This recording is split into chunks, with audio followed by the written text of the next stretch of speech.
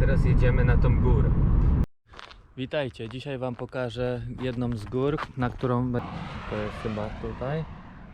A, tu jest. Takie góry. Czerwona trasa. Na tą górę będziemy wchodzić? Nie. Tam za tą górą znajduje się kolejna góra. Więc...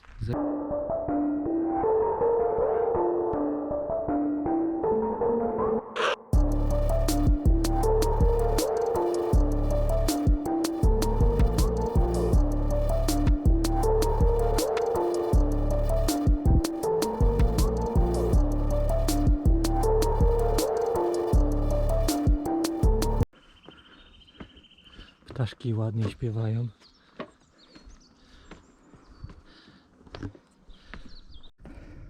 Ktoś musiał to zrobić. Ile tych schodów?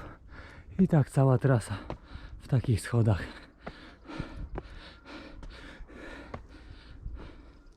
Pogoda jest bardzo ładna, bardzo ciepło się zrobiło, więc pogoda naprawdę super na taką wyprawę, ale zmęczenie już daje.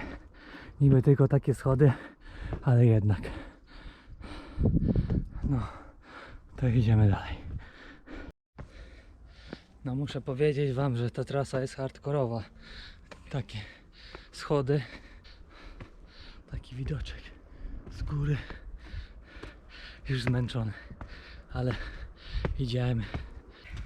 Hi, hi.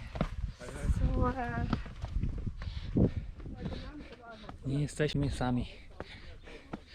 Tu jest ławeczka taka z kamieni, zobaczcie.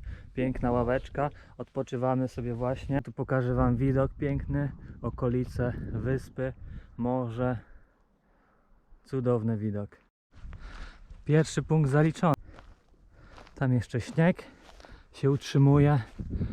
A my pójdziemy na tamten szczyt. Widzicie tamten szczyt? Tą górę? To właśnie tam pójdziemy zaraz. Jest i śnieg. Tu jest elegancko. Tu taka przepaść. Tu jak ekstremalnie.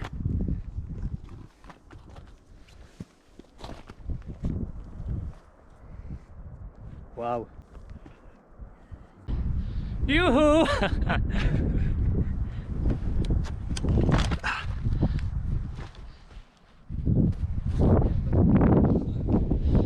Zobaczcie. Tu jaki piękny widok, nie?